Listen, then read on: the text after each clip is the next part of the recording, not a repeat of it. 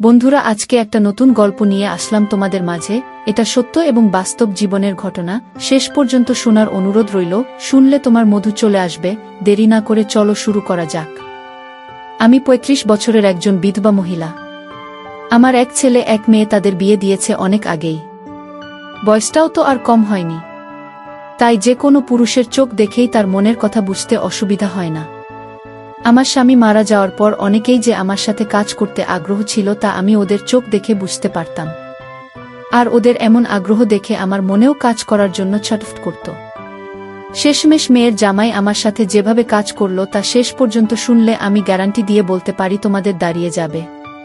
তাই ভিডিওটা শুরু থেকে শেষ পর্যন্ত দেখার অনুরোধ রইল। সম্পূর্ণ গল্পটি দেখো, তাহলে আসল মজা পাবে। অনেক আগে আমার বাবা মারা গিয়েছিল।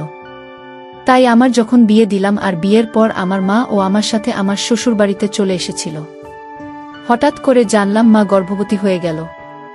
আমি খুব অবাক হয়ে গিয়েছিলাম যে আমার মা কি করে গর্ভবতী হলো। আমি আমার স্বামীর উপর দোষ দিলাম যে তোমার নিজের শাশুড়ির সাথে তোমার চক্কর চলছে, তাই না?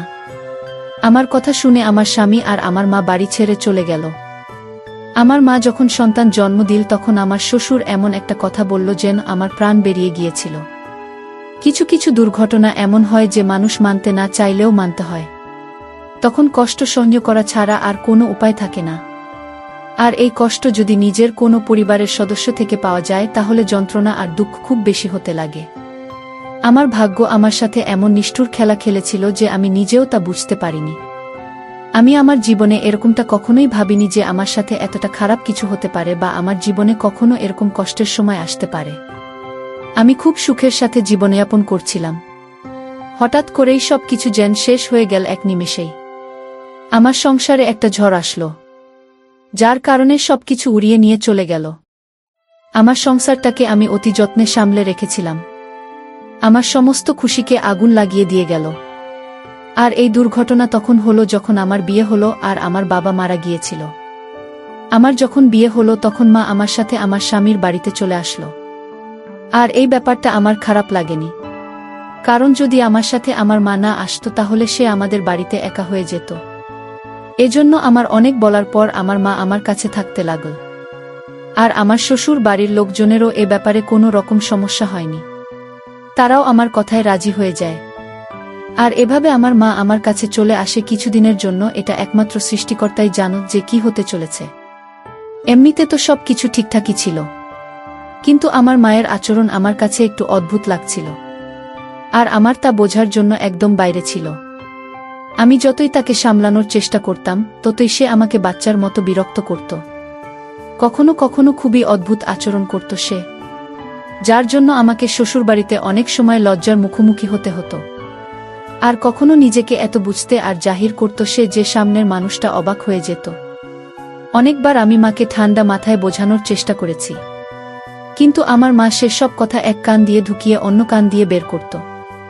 আমার এমন মনে হতো যে বাবা মারা যাবার পর মায়ের খুব আঘাত লেগেছিল মাথায়, সেজন্যই এরকম অদ্ভুত আচরণ সে করত। কিন্তু তারপর কিছুদিন পরে আমার নিজেরে খেয়াল বদলাতে হলো। আমার মাকে শীতে সাদা এবং খুব নিরীহ দেখতে লাগত। নাকি শুধু আমার এরকম মনে হতো? আমি আমার মায়ের ব্যাপারে কিছু বাজে ভাবতে বা বলতে চাই না, কিন্তু কিছু ঘটনা এরকমটা ভাবে ছাড়ে। এতদিন আমার খুব দরকার ছিল। আমি আমার স্বামীকে বিশ্বাস করতাম। আমার সাথে আমার স্বামীর কখনো ঝগড়া অশান্তি হয়নি। আমার স্বামী খুব খেয়াল রাখত আমি কোনো কথা বলার আগেই সে পূরণ করে দিত। আর আমার স্বামী এভাবে আমার খেয়াল রাখতে দেখে অনেক খুশি হতাম। দেখতে দেখতে আমার সব কিছু নষ্ট হয়ে গেল আর আমি বরবাদ হয়ে গেলাম। আমার মায়ের মাথার সমস্যা ছিল বলে আমার মনে হচ্ছিল। আর এজন্য আমি আমার মাকে চিকিৎসা করানোর কথা ভেবেছিলাম। কিন্তু আমি যদি শ্বশুরবাড়িতে ব্যাপারে কথা বলতাম তাহলে অনেক বড় বিপদ হয়ে যেত, যার জন্য আমি মাকে বোঝাতে থাকতাম। কিন্তু আমার মা বুঝতে পারলে তবে তো। আমি কখনো ভাবিনি যে সমস্যাটা এত বাজেভাবে বিগড়ে যেতে পারে। আমার চোখের আড়াল দিয়ে কোনো খেলা হচ্ছিল। আমি এই ব্যাপার বুঝতে পর্যন্ত পাইনি কখনো। আমি সব থেকে বেশি আমার মায়ের খেয়াল রাখতাম।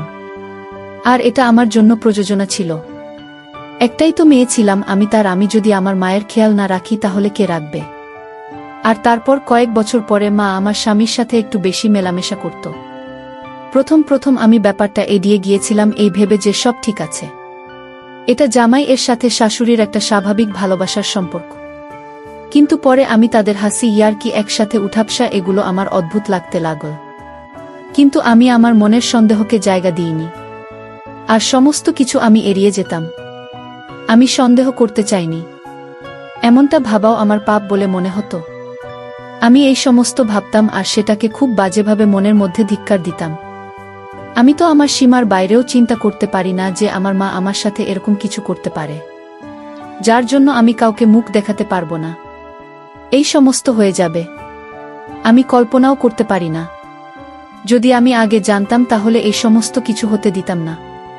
আমি আফসোস করছিলাম যে আমি কিছু করতে পারলাম না। আর আমি সেই সময় জানতে পারলাম যখন আমার কিছু করার ছিল না। আর আমি শুধু চেয়ে চেয়ে দেখতে লাগলাম। আমি আমার মা বাবার একমাত্র সন্তান ছিলাম। আমার কোনো ভাই বোন ছিল না, আর আমাদের জীবন ছিল শান্তির, মানে আমার মা বাবা আর আমি। এ সমস্ত কিছুই কি আমার নজরে ঢোকা ছিল? আমি ওই সময় বুঝতে কেন পারিনি? এই ব্যাপারটা আমাকে যেন ডুবিয়ে দিচ্ছিল। আর এরকমভাবে কিছু সময় কেটে গেল, যখন আমার মা আমার স্বামীর সাথে একটু বেশি মিশতে থাকত। একটু পর পর আমার বাজে চিন্তা মাথার মধ্যে ঘুরত যে আমার মা কি করছে তার জামাই এর সাথে। সে কোনো সম্পর্কে কোথা থেকে কি বানিয়ে দিচ্ছে। আমি কষ্ট পাওয়া ছাড়া আর কি বা করতে পারতাম? আমি আপাতত কিছু বললাম না, চুপ করে গেলাম। আমি আমার মাকে মা ভেবে চুপ করে থাকতাম, আর তাকে কিছু বলার আগে থেমে যেতাম। আমি প্রমাণ ছাড়া এরকম কিছু করতে চাইনি।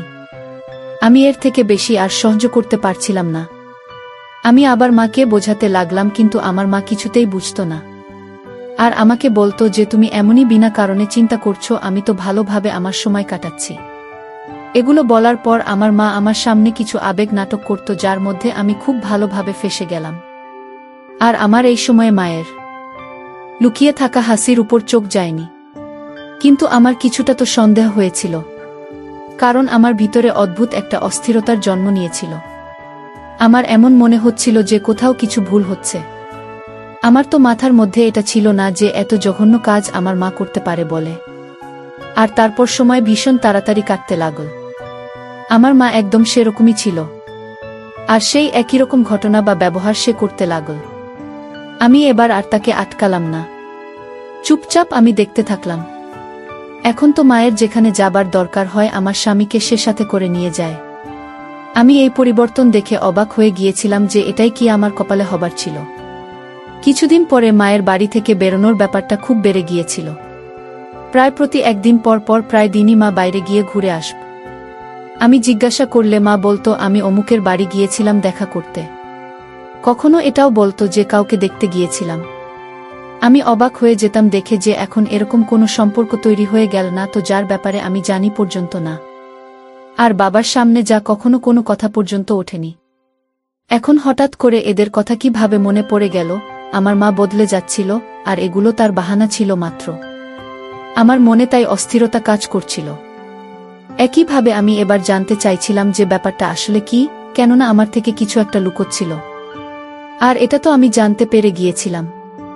তার ঘাবড়ে যাওয়া দেখে যখন আমি তাকে জিজ্ঞাসা করতাম, সবসময় সে একটু ঘাবড়ে যেত। আমি এবার সুযোগ খুঁজছিলাম, কিছুটা আমি জানতে পেরেছিলাম। আর তারপর আমার মায়ের প্রতিদিন আমার স্বামীর সাথে ঘোরা, হাসি মজা করা এসব বেড়ে গিয়েছিল। আমি একেবারে সন্দেহবাতিক মহিলা ছিলাম না। আমি আমার স্বামীকে যথেষ্ট বিশ্বাস করতাম, আর মাকেও আমি একেবারেই সন্দেহ করতে চাইনি। কিন্তু এখন পরিস্থিতি এমন একটা পর্যায়ে আমাকে নিয়ে গিয়ে দাঁড় করিয়েছে, যেখানে আমি ভাবতে বাধ্য হয়েছি। আর তারপর আমার ভিতরে সন্দেহটা ঢুকে গিয়েছিল, আমার হৃদয়ে অস্থির করতে লাগল। আমি আমার এই অবস্থার জন্য বিরক্ত হয়ে গিয়েছিলাম। আমি নিজে পরিস্থিতির জন্য না কিছু করতে পারতাম, আর না কাউকে বলতে পারতাম। শ্বশুরবাড়ির সবাই মায়ের আচরণ দেখছিল। আর কতবার যে আমার শাশুড়ি আস্তে করে আমাকে বলেছে যে নিজের মায়ের উপর নজর রাখে, এই লক্ষণগুলো ঠিক নয়। নিজের স্বামীকে কাবু করা শেখো, না হলে তোমাকে পস্তাতে হবে। আর আমি অবাক হয়ে দেখতেই থেকে যেতাম আর ভাবতাম যে সে কি বলে চলে গেল। আমি তার উপর খুব রেগে গেলাম, কিন্তু আমি নিজের রাগকে নিয়ন্ত্রণ করলাম। আর সন্দেহ হতে ডুবে গেলাম। তাকে যদি বলতাম ও তাহলে কি বা বলতাম, যখন কিনা আমার মায়ের অদ্ভুত আচরণ আমার সামনেই ছিল। শাশুড়ির কথাবার্তার কারণে আর কিছুটা মায়ের অদ্ভুত আচরণের জন্য এবার আমি খুব চিন্তায় পড়ে গেলাম আর বিরক্ত হয়ে গেলাম। আর দিনের পর দিন আমার রাগ বাড়তে লাগল। স্বামীর সাথে আমি বেশ কয়েকবার ঝগড়াও করলাম। আর কিছুদিন পরে যখন আমি সকালবেলা উঠলাম, ঘুম থেকে উঠে আমার মাথা খুব ভারী ভারী থাকতে লাগল। আর আমার মাথায় যন্ত্রণা হতে লাগল। আমি অবাক হয়ে গেলাম যে রকমটা কেন হচ্ছে। রাতে যখন আমি ঘুমানোর জন্য শুয়েছিলাম, হঠাৎ করে খুব গভীর ঘুম এসে গেল। আর ঘুমও এমন বাজে ভাবে আসলো যে আমি কিছুই বলতে পারি না। এরপর আমি আমার মাথা লাগালাম আর বুঝতে পারলাম যে কিছু একটা তো অদ্ভুত হচ্ছে, যেটা আমি জানি না আর যেটা আমি জানতে চাইছিলাম। পরের দিন আমি যখন ঘুম থেকে উঠলাম, সব সময়ের মতো আমার মাথা যন্ত্রণা করতে লাগল। তাই আমি বসে বসে আমার মাথা টিপছিলাম। আর ঠিক তখন আমার নজর সামনে টেবিলের উপর পড়ল। টেবিলটার উপর কিছু অদ্ভুত জিনিস লেগেছিল। আমি যখন হাত দিয়ে দেখলাম, তখন আমার ওষুধের মতো কিছু একটা মনে হলো। এবার তো আমি খুব চালাক হয়ে গিয়েছিলাম। আমি রাতে যখনই জলের গ্লাস ভরে রাখি, তখন আরও একটা গ্লাস রাখি, যাতে আমি রাত্রিবেলা বুঝতে পারি যে কেউই এরকম করে। আর তারপর আমি বেশ কয়েকবার রাতের বেলা আমার স্বামীকে উঠতে দেখলাম। আর যেতে দেখলাম আমার সন্দেহ এবার সত্যিতে পরিণত হচ্ছিল। আমি নিজে দেখার উপরেও বিশ্বাস করতে পারছিলাম না। আর তারপর একদিন রাতে মাকে আমি নিজের ঘরে আসতে দেখলাম। আর গ্লাসের ভেতর কিছু মেশাতে দেখলাম। আমি ঘুমিয়ে যাবার নাটক করেছিলাম যাতে আমি মায়ের কর্মকাণ্ডগুলো দেখতে পাই। মা আরাম করে গ্লাস হাতে নিয়ে তার ভেতর কিছু মেশানো যেভাবে আস্তে আস্তে পা টিপে টিপে এসেছিল, সে রকমভাবে সে চলেও গেল। আর এই ব্যাপারটা শুধু মা নিজেই জানো যে রাতে আমি জল খেয়ে ঘুমাই আর উঠে আমি জল খাই। আর সেজন্যই সেই কাজটা করেছিল। কখনো আমার সন্দেহ বাস্তব মনে হতো, আবার কখনো আমার শুধু সন্দেহেই মনে হতো। আমার তো হুঁশ উঠে গিয়েছিল মাকে এরকম কাজ করতে দেখে। আমার তো বিশ্বাসই হচ্ছিল না যে আমার মা হয়ে এরকম জঘন্য একটা কাজ করতে পারে আমার সাথে। আমি নিজেই বুঝতে পারছিলাম না যে মা এরকম কেন করবে। কিছুদিন ধরেই আমি দেখছিলাম যে নাটক আর আচার একটু বেশি খাচ্ছিল। প্রথমে তো আমি সেটাকে কোনো গুরুত্ব দিলাম না। এবার রোজ মা এগুলো খেতে লাগল। আমার মনের ভিতর বিপদের ঘণ্টা বাজতে লাগল। আমি এবার ভীষণভাবে বিরক্তির শিকার হচ্ছিলাম। একদিন মা অজ্ঞান হয়ে গেল। আর তারপর হঠাৎ মা গর্ভবতী হয়ে গেল। এই ব্যাপারটা হাসপাতালে গিয়ে যখন আমি জানতে পারলাম, আমি লজ্জায় লাল হয়ে গেলাম। আমি শ্বশুরবাড়িতে কারো সাথে চোখে চোখ মেলাতে পারছিলাম না। আর মা ও তো ঘাবড়ে গেল। আমার সামনে আসতেই তার অস্বস্তি হতো। আমি খুব অবাক হয়েছিলাম যে আমার জায়গায় মা কি করে গর্ভবতী হয়ে গেল। এবার আমার বিশ্বাস হয়ে গেল যে বাচ্চাটা আমার স্বামী ছিল। কেননা রাতে আমি অনেকবার আমার স্বামীকে উঠতে দেখেছিলাম। আমার তো বিশ্বাসই ভেঙে গিয়েছিল। আমার মাথার মধ্যে সমস্ত স্মৃতি আর সমস্ত কথা ঘুরতে লাগল। আমার রাগ এবার সর্বোচ্চ উচ্চতায় পৌঁছে গিয়েছিল। আর তাই আমি আমার স্বামীর সাথে ঝগড়া করতাম। এরপর আমি আমার স্বামীর উপর দোষ দিয়ে দিলাম যে তোমার নিজের শাশুড়ির সাথে চক্কর চলছে। এই সমস্ত তোমার জন্যই হয়েছে। তুমি আমাকে ঠকিয়েছ। আর আমার বিশ্বাস মিলেছে। আমি কাঁদতে কাঁদতে ক্লান্ত হয়ে গিয়েছিলাম। আর ঝগড়ার পরে আমার স্বামী বাড়ি ছেড়ে চলে গেল। আমি কিছু বুঝতেই পারছিলাম না যে আমি কার উপর বিশ্বাস করব আর কার উপর করব না।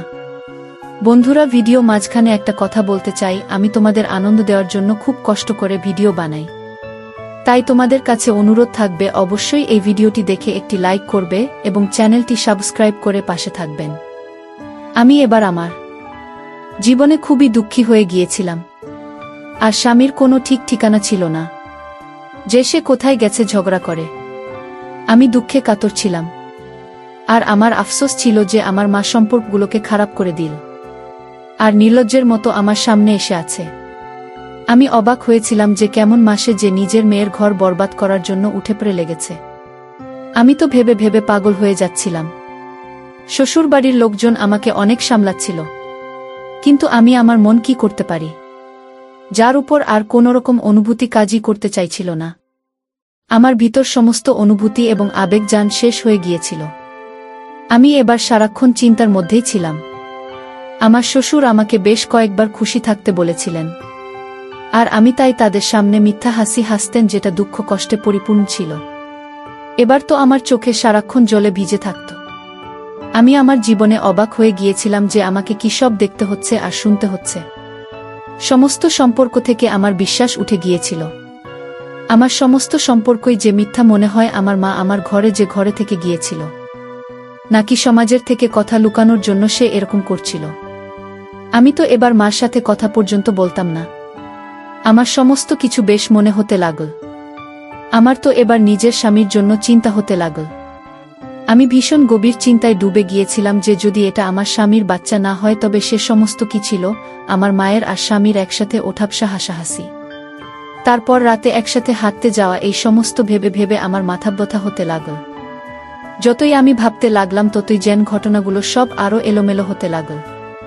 তো আমার এবারে নিজের উপর রাগ হচ্ছিল, কেননা আমি আমার স্বামীর উপর দোষ দিয়ে ফেলেছি। এবার তো সে বাড়ি ছেড়ে চলে গেছে, আর এরকম করতে করতে কয়েক মাস কেটে গেল। আর তারপর আমার মা সন্তান জন্ম দিল। তখন আমার শ্বশুর এমন এমন কথা বলল যেটা শুনে আমার হৃদয় বেরিয়ে যাওয়ার মতো অবস্থা হলো।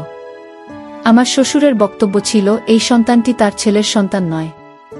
আমি তাকে অবাক হয়ে দেখতে লাগলাম। তখন সে বলে উঠল, বোমা অপেক্ষা করো, সমস্ত সত্যি তোমার সামনে আসবে।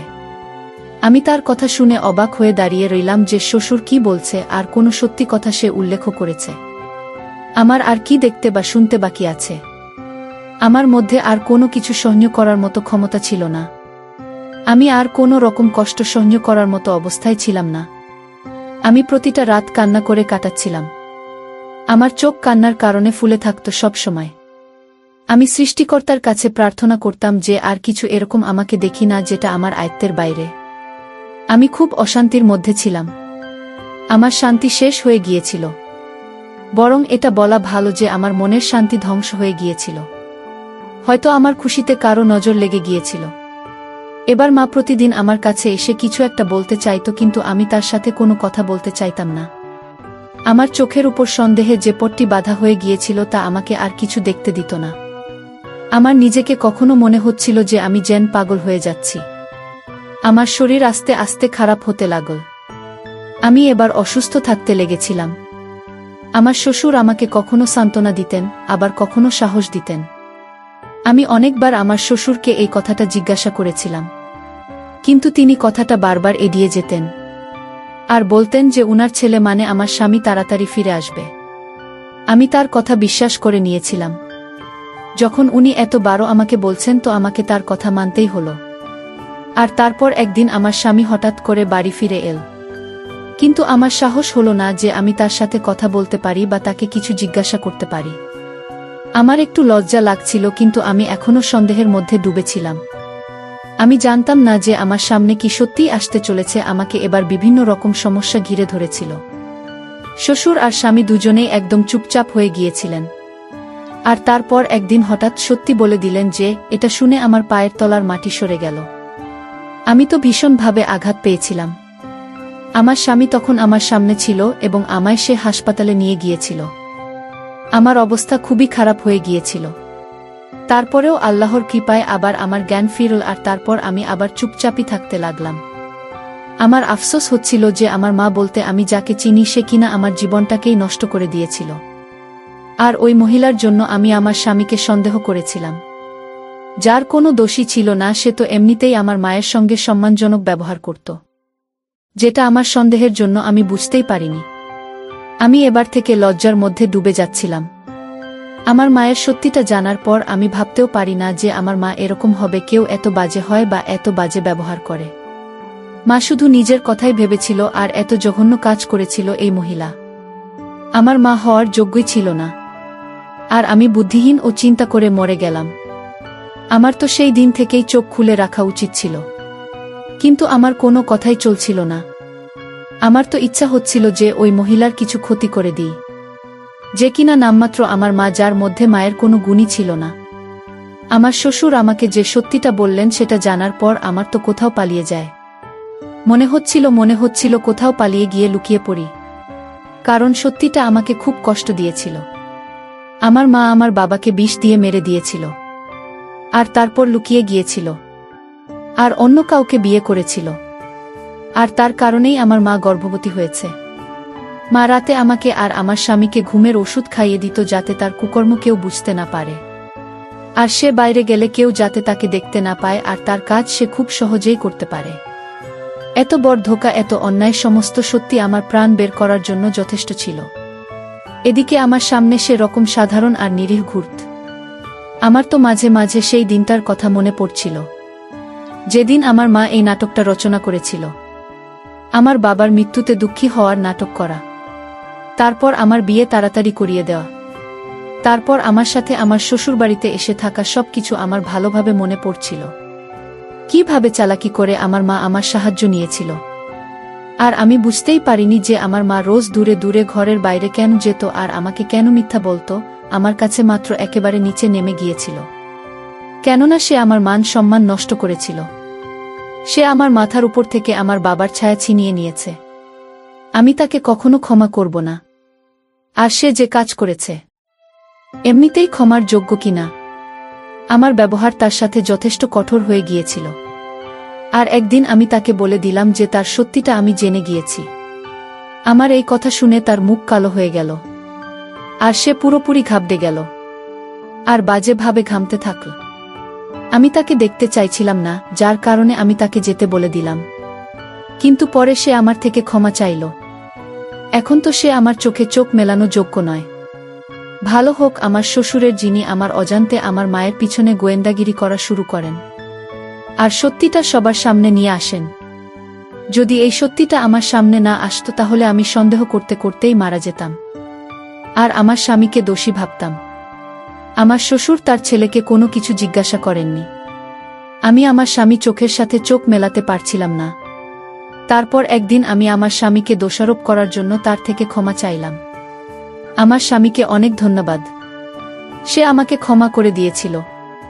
আমার স্বামী আমার সমস্যা আর আমার অবস্থার কথা ভালোভাবেই জানত, সেজন্য সে আমাকে ক্ষমা করে দিয়েছিল। আর আমার সে খেয়াল রাখতে লাগল, যেমন আগে রাখতে। আমার অসুস্থতাকে যথেষ্ট চিন্তার মধ্যে ফেলে দিয়েছিল, যার জন্য সে আমার অনেক খেয়াল রাখত। আমার শ্বশুর স্বামী আমাকে বুঝিয়েছিলেন যে কোনো কিছু ব্যবস্থা নিলে মায়ের বিরুদ্ধে অনেক বদনাম হবে, বরং তোমার মাকে দুনিয়ার মার খেতে দাও। সেজন্য আমি আমার মাকে বাড়ি থেকে বের করে দিলাম আর তাকে বলে দিলাম যে এবার তুমি তোমার দ্বিতীয় স্বামীর সাথে থাকো, আমাদের জীবন থেকে চলে যাও, আমি আর তোমার মুখ দেখতে চাই না। এবার আমি আমার সিদ্ধান্ত আল্লাহর উপর ছেড়ে দিয়েছিলাম। উনি অনেক ভালো মতো তার উপর প্রতিশোধ নিতে পারবেন। এখন আমার মাকে দুনিয়ার কাছে অপমানিত হতে হয়েছিল। আমি বিশ্বাস করতাম সন্দেহ খুব বাজে আর বড় অসুখ।